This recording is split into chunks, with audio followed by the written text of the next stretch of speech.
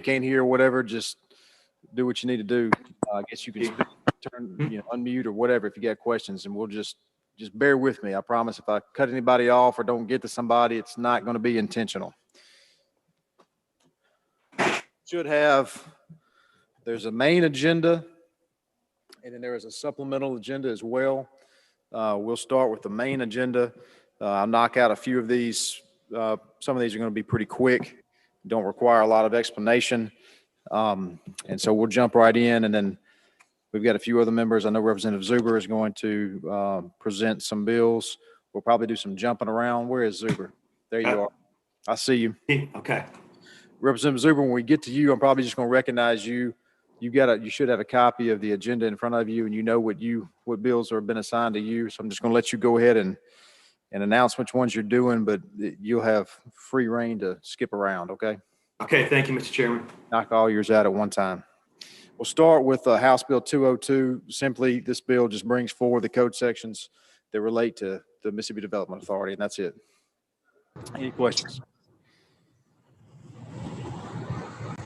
All right, seeing none, we're going to try to streamline this as much as we can. So what I'll do is just ask, is there anybody that does, the motion is title sufficient do pass?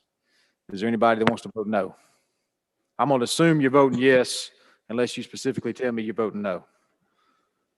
All right, seeing none, motion carries. Council, are we using the same procedure? Motion to reconsider? Motion to okay, we've got both of those made. Council sees that as well. Next bill, we'll handle it in the same manner. 499 is just extending the authority of the Qualified Equity Investment Tax Credit Program with MDA. That is set to run out. I had to repeat that we're extending it to 2024. Any questions? Seeing none, if you want to vote no, say no. All right, motion carries. Title sufficient to pass carries. There's a motion to reconsider and a motion to table. Next one, House Bill 500. Same thing, extends the authority of the Mississippi Home Corp to issue certain bonds, extended to 2024. Any questions? Seeing none, anybody want to vote no? Motion is title sufficient do pass, and that carries. Motion reconsider and a motion to table, motion to reconsider. House Bill 520.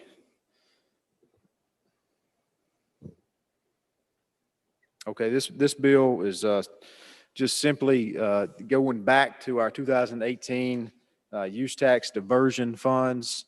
What this does for the cities and counties, this bill just simply puts in law. Some cities and counties are already doing it because they've gotten legal opinions that says they can, but just clarifies any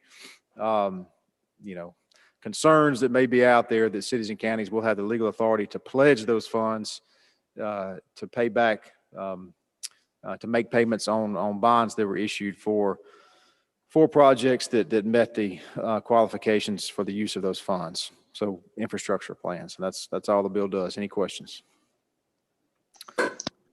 Mr. Chairman? Yes. With that bill wouldn't be just retroactive, it'd be prospective too, wouldn't it? Or yes, it should be general law, gentlemen. Good bill. Okay. Any other questions? Seeing none, motion is title sufficient to pass. Does anybody want to vote no? Seeing none, the motion carries. Motion to reconsider and a motion to table. At this time, I will recognize Representative Zuber to start with House Bill 638, and then we're going to skip around, as I said previously. Representative Zuber, I would just ask you if you would clearly speak up and let us know which bill you're on. Yes, sir, Mr. Chairman. I'll be happy to. Thank you. This is the first one of, I believe, maybe 5 or 6 alcohol bills. Mr. Chairman, members of the committee, House Bill 638 is very similar to the language that we passed last year for the a distillery retailer that makes a product out of honey. This bill deals with basically a distillery retailer that is manufacturing or making gin out of rice. And it basically says that they can sell up to 20% of that production, Mr. Chairman and members, on site, and that they can also sell that product to other retailers without going through the warehouse. And that pretty much ends my explanation. Okay, does that complete your explanation? Yes, sir. Any questions for the gentleman? Yes, Mr. Chairman, I have a question. Okay, you recognize. Gentlemen, you say 20%. So is there a limit on the overall volume? 20% of what?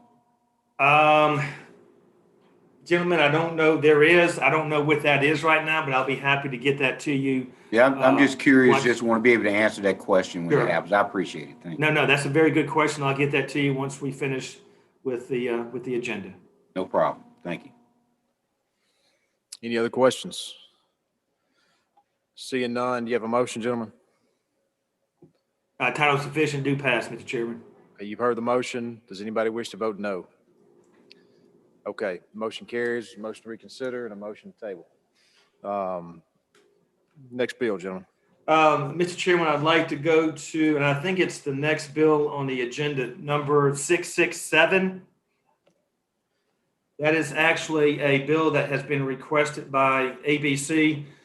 Members of the committee, as it stands right now, if there is a ABC violation, there is no discretion with ABC in terms of basically taking away the violator's license, even if it's just one violation. So what this will do, it will change shall to may, and it will give some discretion to ABC law enforcement to basically not revoke a license based on just one violation, Mr. Chairman. That ends my explanation. Okay, any questions? Seeing none, what's your motion, gentlemen? Title sufficient, do pass. Okay. Anybody wish to vote no? Seeing none, the motion carries. There's a motion to reconsider and a motion to table the motion to reconsider. You recognize, gentlemen, for your next bill. Okay, Mr. Chairman, this one is also the next item on the agenda, House Bill 877. This is the standard additions that we make to the qualified resort status. With this bill, we're specifically adding the language that any facility where there is live entertainment courses and art performances will be able to sell alcohol. Okay. That's my explanation. Any questions? Seeing none, do you have a motion? Title sufficient, do pass. Anybody wish to vote no? Seeing none, the motion carries. There's a motion to reconsider and a motion to table the motion to reconsider. Okay, gentlemen, you're recognized for your next bill. Okay, Mr. Chairman, we are going to skip around. If you turn to page 2, about midsection of the agenda, we're going to go to House Bill 1091. Mr. Chairman, ladies and gentlemen of the committee, let me start off by stressing and making this point that first and foremost, this is an agreement between the Mississippi beer distributors and the Mississippi craft breweries. It provides the following. It creates a microbrewery that can produce up to 3,000 barrels. 80% of that production can be sold through that tap room, and then 20% has to be sold through the beer distributors.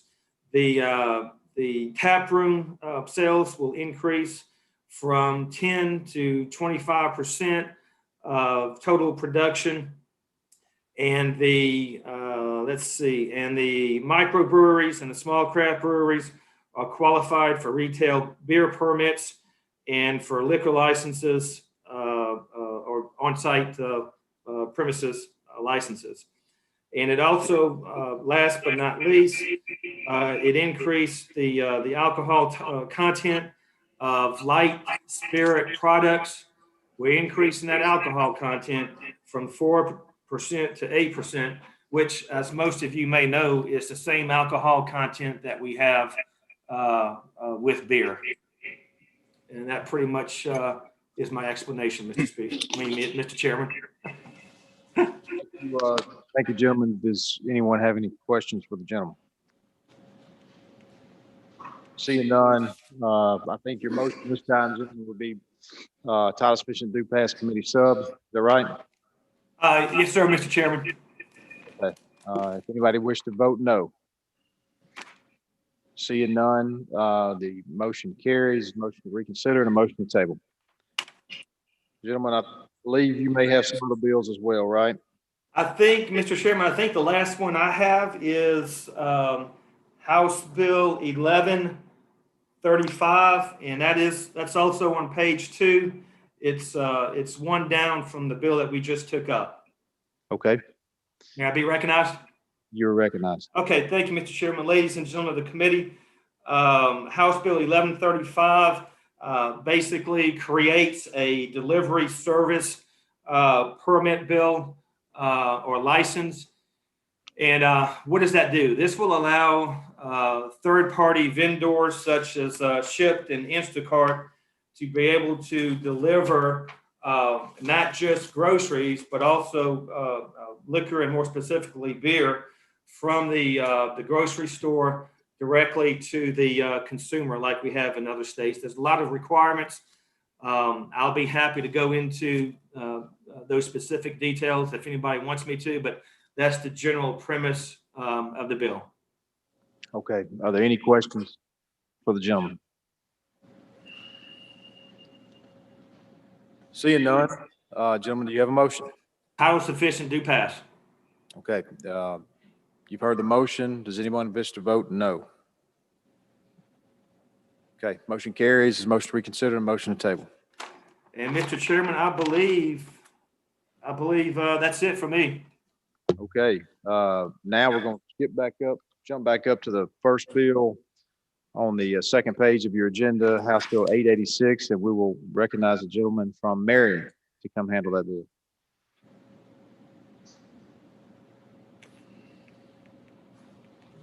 Are you logged in, gentlemen? You want to walk up here? I'm going to recognize you to come walk up here.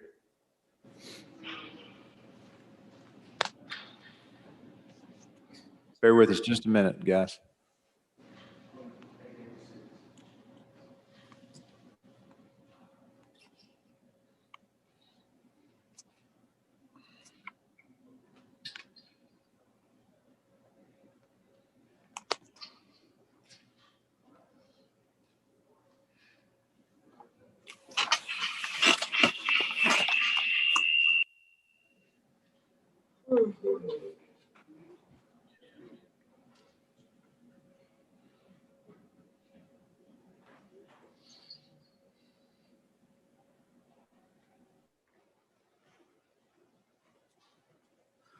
Sorry about that. I'm going to go ahead and explain this bill. This is House Bill 886.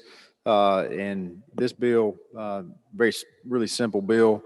It would add trained licensed law enforcement officers to the list of people. I think it's already there for military folks, but exempts them from the concealed firearms permit fees. And that's all the bill does. Any questions? Okay, seeing none, the motion is title sufficient to pass. Does anybody wish to vote no? All right, motion carries, motion to reconsider, and a motion to table. The next bill is that's going to be brought up is going to be House Bill 955. I will represent or recognize rather the gentleman from Rankin, right? Representative Yancey to handle the bill.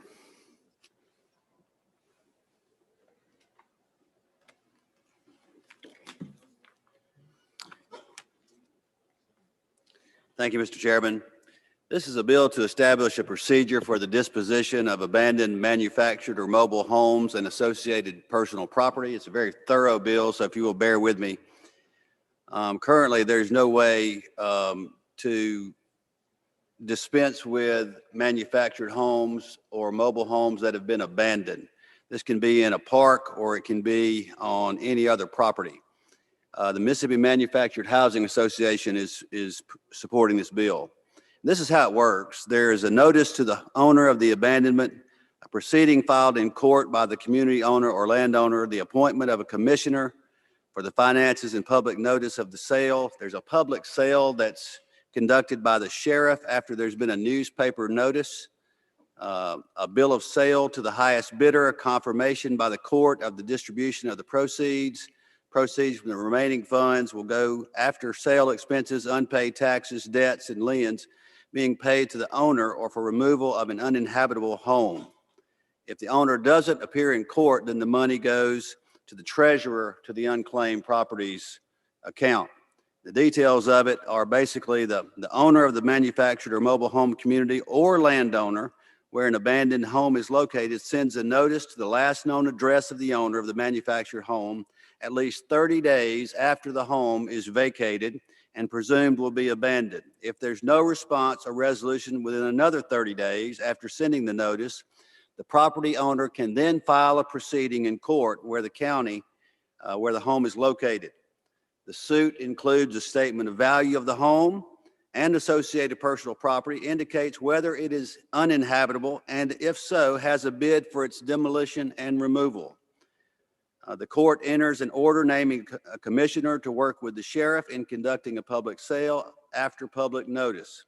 The commissioner takes an oath, publishes the notice of the sale in a paper in circulation in the county where the home is located, and posts the notice in a public place. The sheriff then conducts the sale, charges a reasonable fee for conducting the sale, sells the home and associated property to the highest bidder who receives the bill of sale.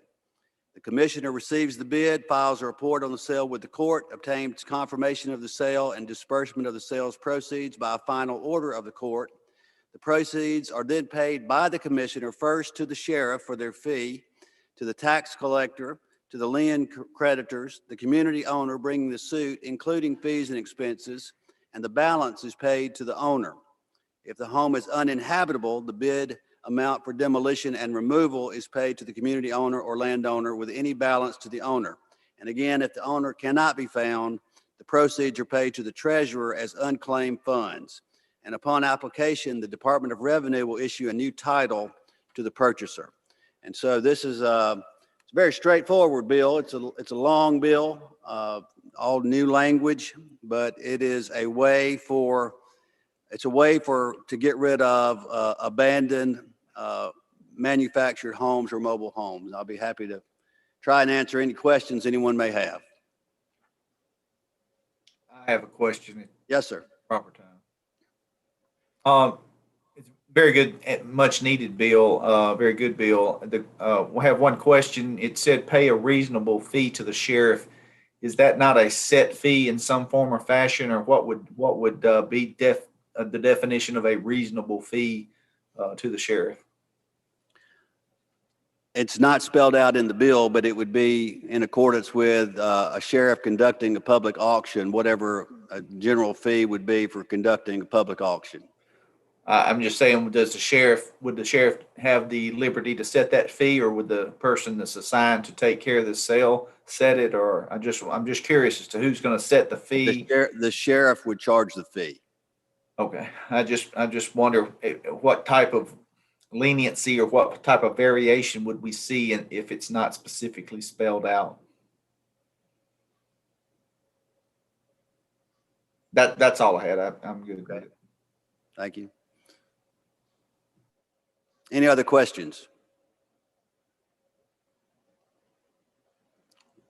If there are no other questions, I would move title sufficient to pass, Mr. Chairman.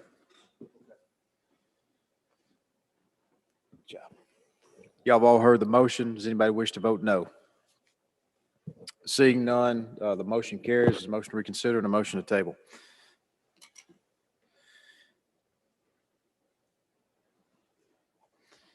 And the bill is adopted. Next on the list is, this is a big one, House Bill 997. House Bill 997, just getting straight to the point, would remove the state of Mississippi from the wholesale liquor business. It's essentially, under this bill, Mississippi would remain, we would still keep the ABC Law Enforcement Division and be in charge of all of that we currently do now. But it would allow the private sector, the business world, to do what the business world does best, and that's run a warehouse. I happen to believe that the government it's not a core function of government to operate a liquor warehouse. Time has come that we need to address these issues. Everybody is aware of the current issues that we're having out there at the warehouse, and let me be very clear, it's nobody's fault. Not the people that work out there, the hardworking men and women that work out there. It's nobody's fault but ours. The legislature should take the fault, because we have not run this operation and provided for this operation the way we should over the years. And so that blame lies with the legislature. However, it is not to be unexpected. Anytime you have the government in charge of something that the government really ought not to be in charge of, it's going to be subject to the whims of political discourse. And so anytime we have an extra $10 million or so, we're going to spend that $10 million on education or roads and bridges and things that are core functions of government. We're not going to spend that $10 million on a liquor warehouse. That just does not, it's not good politics. And as a result, we have shown over the years that we are never, this body is never going to take care of the liquor warehouse the way it ought to, in order to make sure that the people whose lives are affected by the way that warehouse runs receive the services that they deserve to receive. And so that's kind of the premise of where this bill is. Now, I think if there was no such thing as alcohol, we were inventing this process today on day one, I don't believe we would ever put the government in charge of running wholesale liquor distributions and warehousing in our state. But this is the baby that we've got before us. None of us in this room created it, but it's here. And so how do we unwind it? That's where things get hard. If you're not that familiar, then you didn't come to any of the hearings we had back in the fall, then you may not know that the state of Mississippi, one of the taxes, there are several, there's excise taxes and retail sales taxes, but there's also a markup of 27.5% at the wholesale level. So basically, anytime a product, whether that be a spirit or a wine product, comes into the liquor warehouse, it is marked up 27.5%, and it's called a markup because we own it. But it's nothing different than a tax, is what it is. So that particular tax, the 27.5%, if we just totally got out of the business, would go away. Well, that tax brings in the state about $80 million a year. So that's not feasible. We have bills to pay too. So the issue is, how do we unwind this thing responsibly, get the government out of a business that we ought not to be in, and at the same time, make sure we don't cause damage to our state budget. And so here's what this bill proposes. This bill would take the 27.5% markup, convert it to a tax. It would reduce it by approximately a third, down to 18%. And so on paper now, this approximately $80 million number that we've been given, that is brought in by the 27.5% markup, will go to somewhere approximately in the $55 million range. However, we have received commitments from the three major wholesale distributors that would be entering the state to do business, that when this becomes law, they will come into the state and build. There's at least three companies that we know for sure are coming. And the reason why they're coming is because they service products that quite frankly, we're going to have. And so each company is going to come in, they're going to buy and or construct large warehouses, and each company is going to be hiring 100 to 200 employees apiece. Those three companies don't account for the smaller wholesalers that will enter the market maybe particular boutique wine brokers and things of that nature that would also enter this market and take advantage of this business opportunity. So what you're looking at is, although that money would go from 80 to approximately $55 million, when you reduce the tax to 18%, you would have multiple millions of dollars in new warehouse construction and capital investment in the state, anywhere from 500 up to 1,000, most likely new jobs entering this state. And then you would have the private sector, the business world, running a business that will allow us to properly meet the demand that is out there. And I don't know if any of y'all can see me. I wish y'all were, some of you in front of me, but this best way I know to describe this is like this. Our demand for the product is somewhere up here, and our limited ability to provide supply under our current warehouse scheme is somewhere down here. The private sector is going to raise that up and meet the demand that's out there. And so in a short time period, although the 80 million goes to 55 million on paper, I believe it is sound policy to believe that once that demand is met, we will be bringing in more revenue than the 80 million. And I would project a conservative number would be $100 million plus is what the money that we're taking in right now would turn into.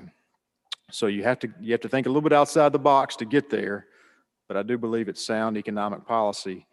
Two things: we're cutting the tax, we're creating up to 1,000 jobs, several $100 million in capital investment in the state, and at the end of the day, I believe the facts show that the state's going to be making more money off this deal.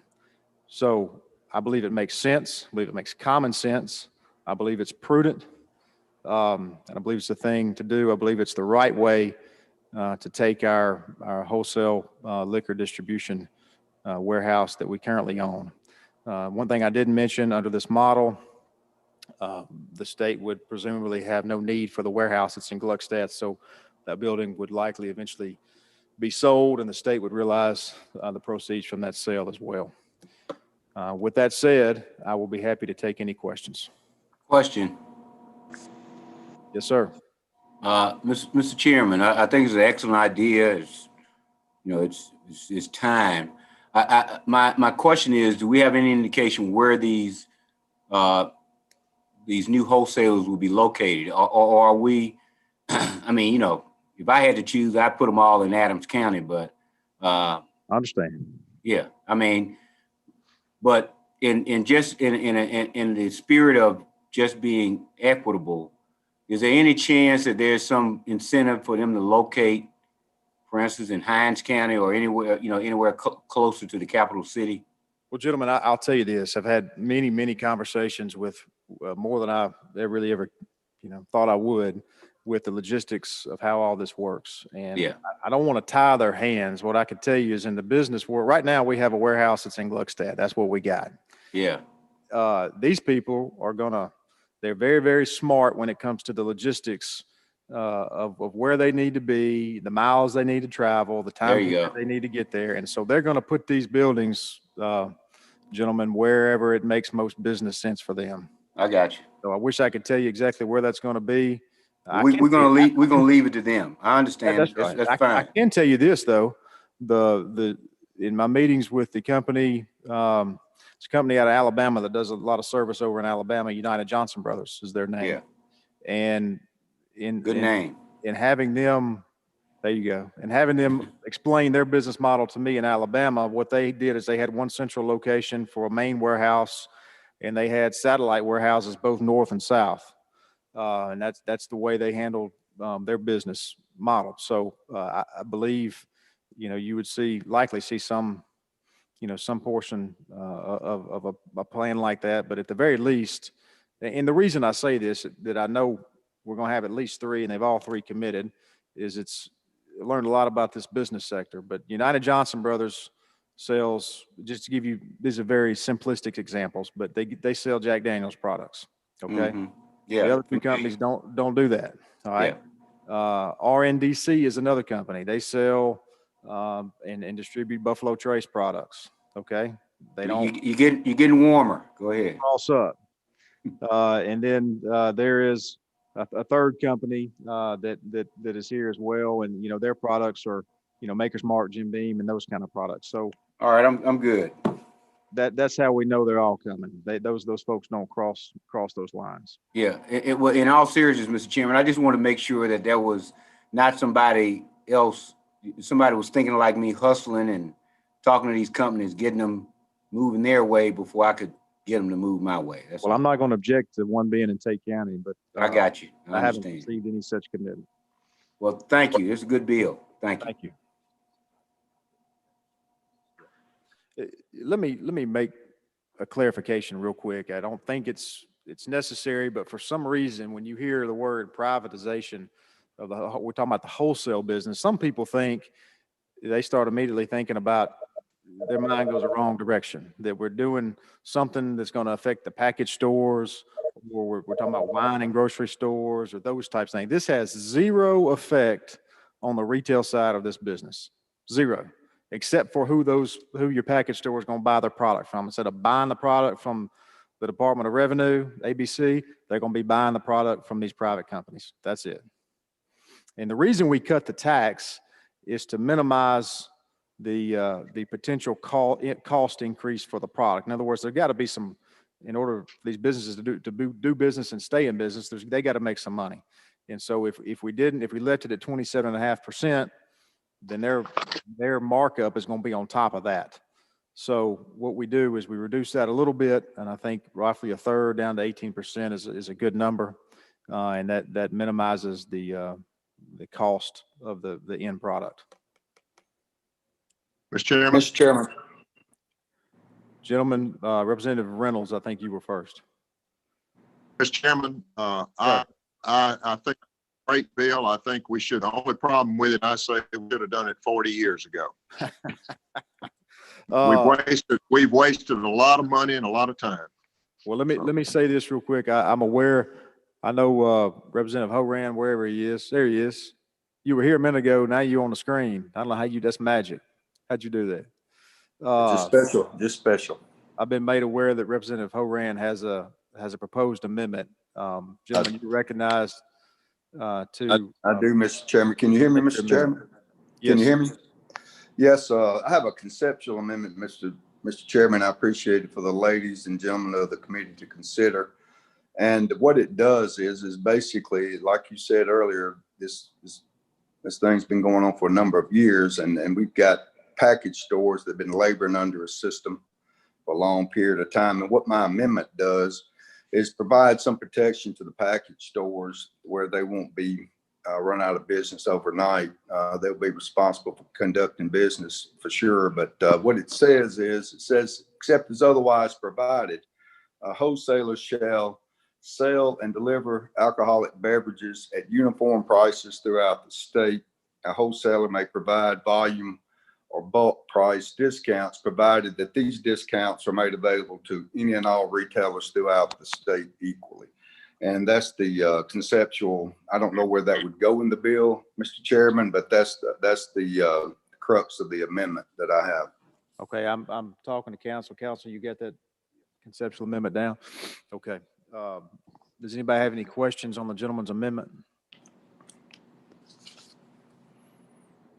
And I have a question. Is my understanding, gentlemen, is the purpose of the amendment is just to keep fairness as much as possible in play in the system. Right now, all our retail stores, they pay the same price for the product across the state. And so this would prevent, say, one of the wholesalers from entering into a special relationship with, say, Kroger's wine store or Walmart's liquor store, or what have you, and give them, say they were going to sell them product at $15 and everybody else has to pay $20 for the product. Is that right? That's correct, Mr. Chairman. Okay. I think that's a fair position to take and a fair amendment. Are there any other questions on the amendment? Seeing none, all those in favor of the amendment, say aye. Okay, I'm Aye. reverted back to my old ways. I'm sorry. If you're against the amendment, say no. Okay, seeing none, the amendment is adopted. Are there any other questions on the bill? Mr. Chairman. Yes, sir, you're recognized. Just one, and I'm sure it's already been thought of, but the employees that are currently out at the warehouse, I assume we're going to make an effort to offer them other jobs within the state. And secondly, however much money by deleting those pins, once those positions are eliminated, will the budget for the Department of Revenue under that area be decreased to reflect that, which would also include a savings to us? Well, yeah, gentlemen, yes, obviously, we would have less cost because we wouldn't need those warehouse employees. And I will say this about the warehouse employees. They certainly would be entitled to apply for jobs in state government, but those employees, many good employees, well, I assume, since they know especially if they've been at the warehouse a long time and they understand that business, if I was moving here and getting in the wholesale business, those would be some of the first ones that I'd want to go hire. And so I believe those few that are over there will transfer over into the private sector where, one, they'll make more money. I think that's generally understood. We don't pay those guys enough out there. We don't pay them what they could make in the private sector. So at the end of the day, in large part, it's my hope and belief that those employees will be in better shape. Mr. Chairman, I'm sorry, I have one more question. Okay. In the adjustment of us lowering our tax or our markup on the product, I assume that will be in relation after speaking with these companies. So the end retail price will ultimately remain about the same as it is today for the customers and the citizens of the state. Are they going to see any fluctuation in the Gentlemen, cost of the product? we expect there could be some increases, but you're exactly right. The reason we reduced the tax to 18 is to ease into any cost increase, because that's going to be those folks' revenue. And so, if the product does increase, it's going to be as a result of the private sector, a business in the private sector making money. It's not going to be because we're taxing it. But certainly that's the reason that was reduced, is so that any increases, to the extent we have some, would be minimized as much as possible. Thank you, Mr. Chairman. Let me add this too, just from a scheduling is not the right word, but just logistics and timing standpoint. The bill, this would go into effect January of 22. Okay. I mean, the bill would become effective in July 1 of this year, 21, but the new wholesaler permits would begin to be allowed in January of 22. So roughly a year from now. So the companies would have a year to get in here and get their ducks in a row and get going. And then we would have a 6-month time period whereby ABC Warehouse would have 6 months to wrap up their business affairs. And they would most likely sell their product to the wholesalers that are coming in. And then at some point they'd have 6 months. And so after 6 months, there would be no more ABC Warehouse. Okay. Any other questions? Seeing none, the motion is title sufficient do pass as amended. Anybody choose to vote no? Seeing none, the motion is adopted. There's a motion to reconsider and a motion to table.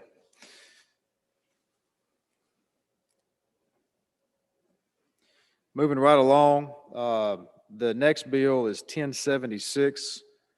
Gentlemen from Octiba Hall, wherever there you are, you're recognized on this bill. Thank you, Mr. Chairman. Can y'all hear me? And I can, and before you get going on, let me just say I have been contacted from folks on both sides of this bill. There is some controversy around this bill, and so certainly going to let the gentleman explain his bill. But what I would propose, first of all, so we don't have to get into any unnecessary back and forth, is that we put an amendment in the bill to add a reverse repealer to the bill, just to keep this concept alive, so that to see if some of the parties that are some of the warring, the two, I say maybe there's more than two, but the warring parties can see if they can come to peace at some point in time and give them that opportunity. So with that, that's the amendment. Any questions on the amendment? Seeing none. If you're against the amendment, say no. Seeing none, the amendment is adopted. And gentlemen, you're recognized. Thank you, Mr. Chairman. House Bill 1076 is not very complicated if you have been in business for yourself and have owned maybe a retail outlet and had taken credit cards or bank cards. Some of you may not know, but when you use your bank card, there is a fee that's attached to your bank card for using your bank card. So when you go to buy something that costs $1, that transaction has fees attached to it. In my law practice, there's generally been about a 3% fee. Well, this bill, and the name of the bill is going to be the Retailers Tax Fairness Act. What it's doing is it's asking that the fee that is on the card, that is for the use of the card, is not to be on the taxes. To give you an idea of what kind of cost we're talking about here, if you are in a community that has a sales tax, and then let's say it has a tax that's a 2% tax for your baseball fields or whatever that it may go to, you may have 9% sales tax, and you could have an additional 2 or 3% that's added to that for that tax. In other words, you pay for the item that you purchased, but you're also paying a fee on the taxes. And a lot of your small businesses out there don't feel like that's fair, that they're having to, I guess, recoup this money for the state or for us. They're actually paying a fee on taxes. To give you an idea, on $1 million worth of product, that could cost your retailer around $2,500 just on the fee for the taxes. And that could be a substantial hardship on a lot of your businesses out there. So the purpose of this is to not take away that ability for the banks to be able to charge that fee. It's only to take away the ability on the tax. Now, there are some issues that we're trying to work our way through, and this is more than likely going to be a work in progress as we move through this. But the intent of this bill is to remove that fee on the tax, not the fee on the whole sale, but the fee on the tax. The people that this would help mainly are going to be your grocery stores and your convenience stores and things like that come through. That would be something that would help them in that regard. Now, the other side of that coin is, and this is one of the things that we need to work through, is that, from the bank standpoint, that's a transaction and work being done that they're not getting paid for at that point. And that's what we're trying to work out and see if there's a way to fix this and make it work better for both sides. The intent of this is not to harm the banks. The intent of this is to try to help our small businesses as we can and as much as we can. But this, with the repealer in there, we are trying to work with both sides and see if there's some kind of compromise or something that would work for both sides. So that's my explanation of the bill. I'd be happy to answer any questions if there are any. Gentlemen, I have one question. Yes, sir. It would basically be only affecting communities throughout the state that have the additional tax on top of the state sales taxes. Am I understanding that correct? No, sir. It would affect both. When you have a state sales tax as Yes, well sir. as any additional. Yes, sir. It would affect both, but to give you kind of a general idea, most of our communities have both. They have that community tax that they have, and they also have the sales tax. The purpose of this was to see if we could not have the fee that's attached to that on the tax itself, on the sales tax and the local tax.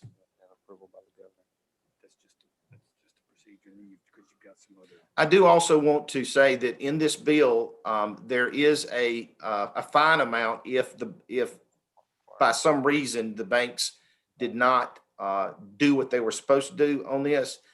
Here again, there is a repealer in this, and there's a large probability that a lot of this stuff is going to get worked out, but I didn't want to leave that part out for y'all. I wanted y'all to know that as far as it stands right now, there is that portion of it as well.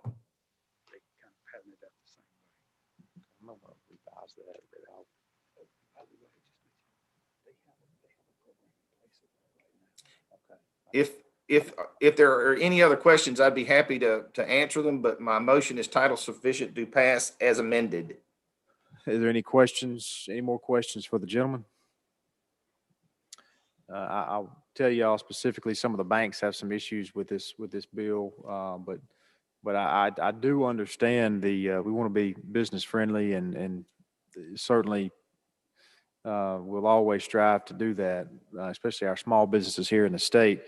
But I can sympathetic with what the issue that the gentleman's brought forward. I mean, these businesses are basically, we're forcing these businesses to incur cost that they're paying to a third party to collect our tax for us.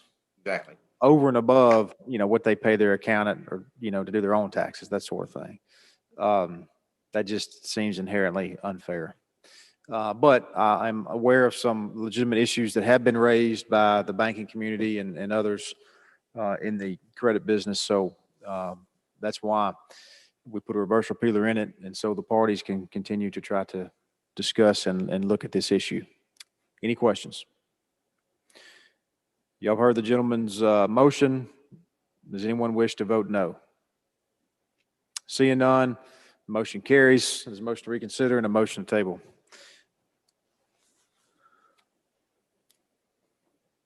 Thank you, gentlemen. Moving right along, we're going to skip around a little bit. We're going to skip 1095. We're going to skip 1136, and we're going to jump down to 1137.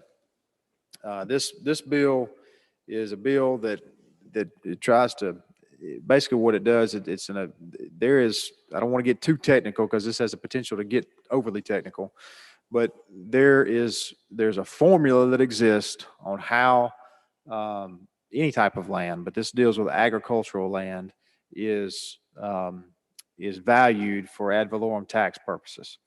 And there is a formula that's part of it's in statute, and a large part of it is done by DOR regulations.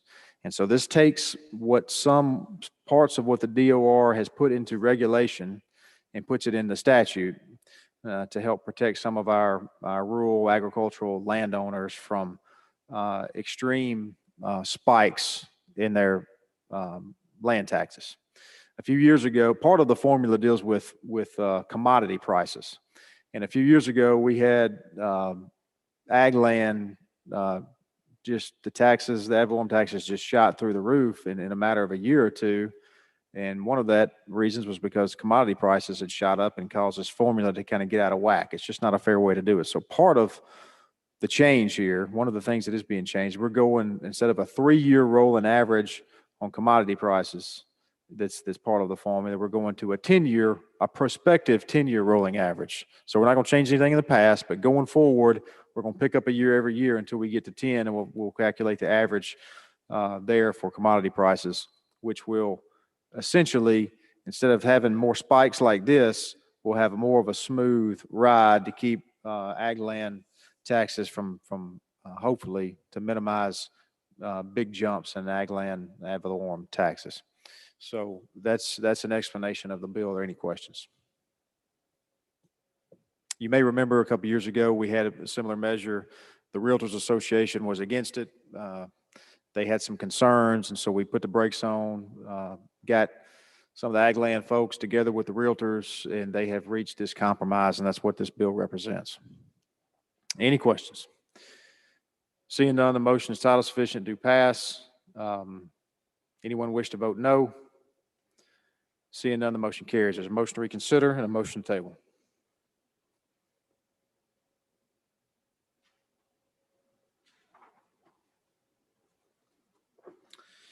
Next is House Bill 1139. before I explain the bill, I want to amend the bill to put in a reverse repealer. So you've heard the amendment. Any questions on the amendment? Move the amendment be adopted. Anybody wish to vote no? Seeing none, we're back on the bill. This bill would remove the requirement that certain taxpayers have to pay their June tax liability on or before June 25th. Now, what does that mean? Several years ago, when the state was broke, gentleman from Tallahatchie, you're the only one that was here back then, I think. So you probably are responsible for this. I see a little grin there.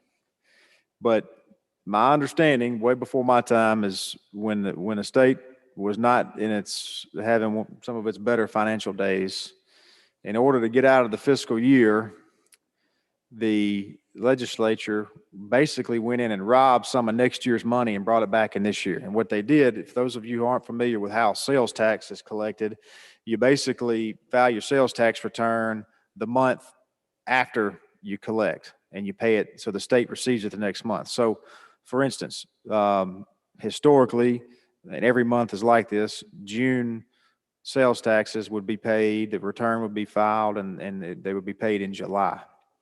Well, what happened is the state, in order to get out of the fiscal year, they went in and required certain businesses, I think the threshold is over 50,000 in a month of sales or something like that, have to pay, in addition to paying May's taxes in June, they have to estimate and prepay June's taxes in June. So these businesses get hit twice, and they having to pay this estimate of tax early. Well, that's problematic from a cash flow standpoint for these businesses, and it's just really not very business friendly. So we over the years have tried to figure out a way where we could get rid of that and go back to the way we used to do it. It's just a one-time hit, though, to the general fund. There's some thought that because of some one-time money we were able to bring in earlier this year or last year, that this might be a good year to do that. My understanding is it's somewhere 150 million or so. It's roughly $150 million or so that this of state money and funds that this would affect. So it's a little bit complicated. Put a reverse repealer in it because we certainly hadn't decided for sure to use this money, this one-time money, to do that. But this is an option, and we wanted to keep the bill alive to try to fix that. So with that, I'll take any questions. Any questions? Seeing none, the motion is title sufficient do pass as amended. Anybody wish to vote no? Motion carries. There's a motion to reconsider and a motion to table. The next bill is Bill 1142. This bill is another heavy lift that we've been working on. Again, try not to get too technical, but the issue itself is technical, so it's hard. I'll do my best to explain it, and y'all can ask me any questions. But right now, in the state of Mississippi, commercial and also government contracting jobs require what's known as an MPC. And you get that job, you get that MPC number on the front end of the project, and then you pay a flat 3.5% tax on the total cost of that contract, that project. If it's $1 million job, then it's, what was that, $35,000, whatever it ends up being. That's what the tax is. And in exchange for doing it that way, you don't have to pay sales tax, 7% sales tax, when you go buy all your products for the job, okay? It's a streamlined, better way of doing things. When this was done, well, let me back up. Sometime 20, 30 years ago, residential contracts were exempted or taken out of this requirement. And so right now, residential contractors or people doing residential jobs don't get an MPC number. Instead, they pay the full 7% on all of their products that go into that type of job.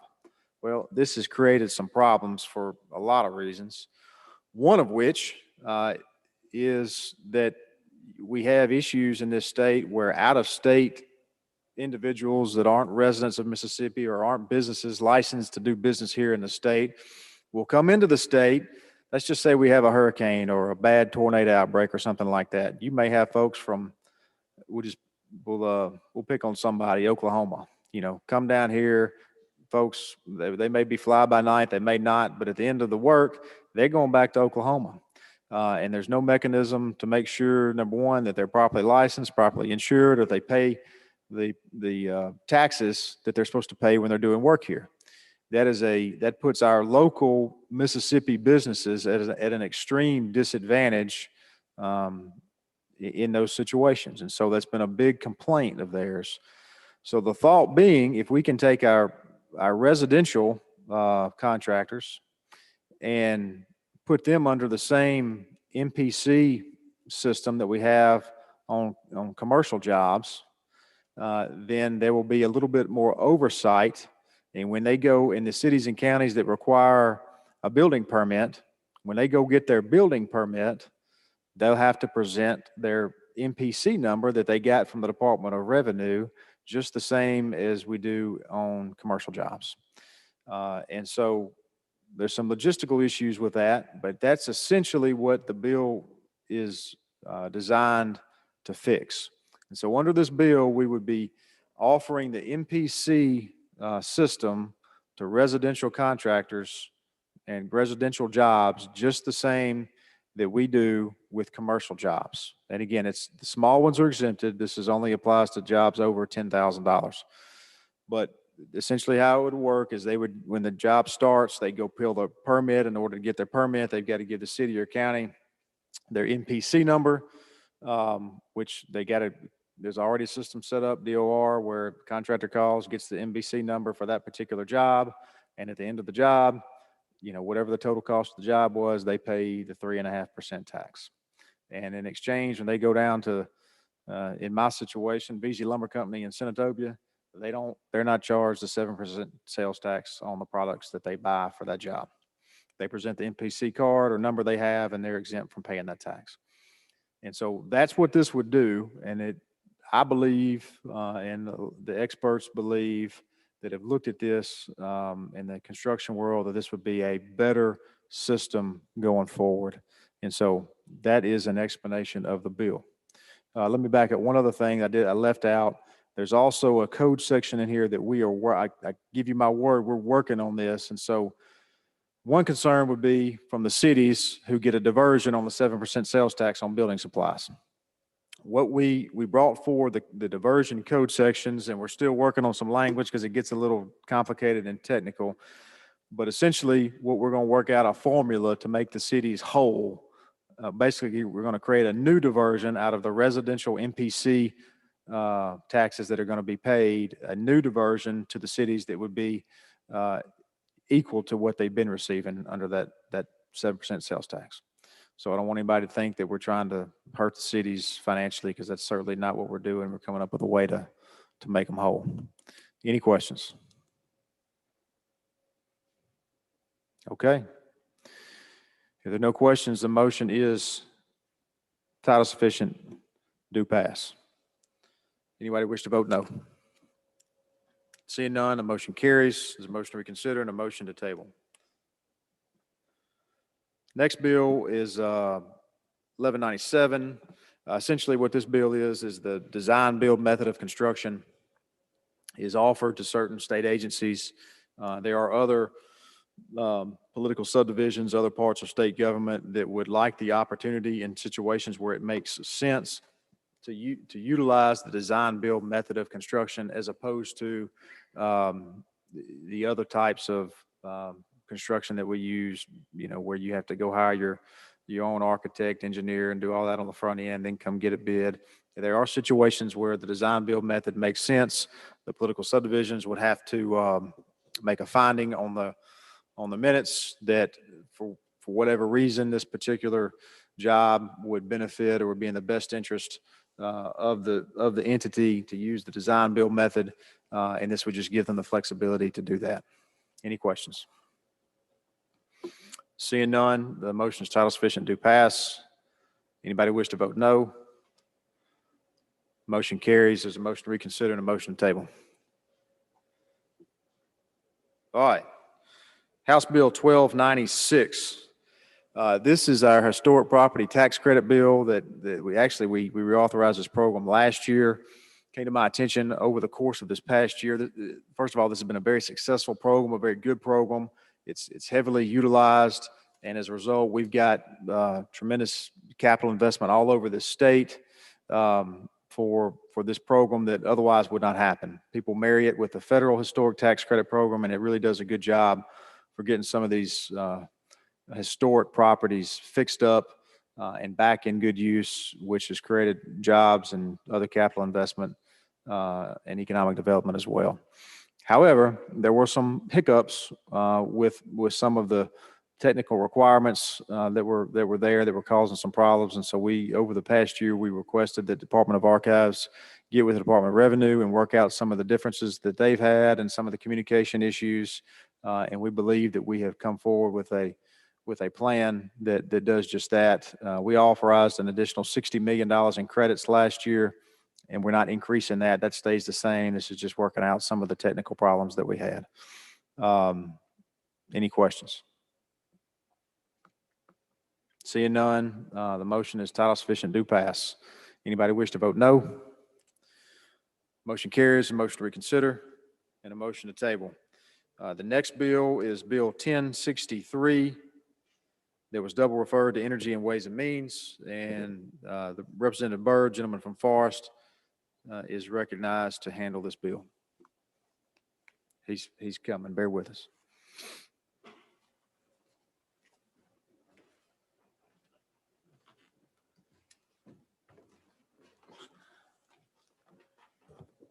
Thank you, Mr. Chairman. House Bill 1063 relates to transformative renewable energy projects. It allows counties to give a property owned by designated transformative renewable energy project shall be assessed at 8% of the true value of ad valorem taxes for the purpose of taxes in lieu project. It's the project must be $100 million or more. This has a repeal date of it, in it, of December 31, 2022. It creates a window of opportunity for such a renewable energy project to locate in a county. There'll be no questions. I move title sufficient, do pass. This was double referred, and it comes to us from Energy Today. Say again? Committee? Oh, it is. I'm sorry, I didn't see. It is a committee sub. So I move adoption of the committee sub.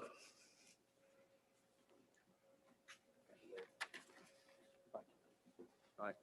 Y'all have heard the motion. Does anyone wish to vote no? Seeing none, the motion carries. There's a motion to reconsider and a motion to table. Now we will move on to the supplemental agenda where we had a couple more bills. House Bill 572 is the first one that we're taking up. And I believe this bill, Representative Zuber, are you around? Have you looked at this bill yet? This came late. You may not have looked at it. I'll go ahead and present it then. Essentially what this bill would do my understanding from the bill, the gentleman who drafted the bill, is there is a business somewhere on the coast that wants to locate an establishment within 400 feet of a school. That's where their building is. They can't help that, and so they went to the school to ask if the school would waive the objection or had any objection to them opening up essentially be a restaurant and bar there within 400 feet of the school. And so the school has no objection to it as it has been represented to me. And this would allow that business to go forward with getting their permit and opening up under the qualified resort area statute. Any questions? Seeing none, the motion is title sufficient to pass. Does anybody wish to vote no? I see none, and the motion carries. There's a motion to reconsider and a motion to table. Next bill is House Bill 762. This came to me from the lady from Brookhaven. My understanding is the town of Wesson has made a request to use some of their old bond money on a different project, and this simply allows them to do that. Any questions? Seeing none, the motion is titled sufficient do pass. Anybody wish to vote no? Motion carries. There's a motion to reconsider and a motion to table. And ladies and gentlemen, we have come to the end of our calendar. I want to thank you for paying attention and helping us get through this under unusual circumstances. So good job. And is there a motion that we rise and report? So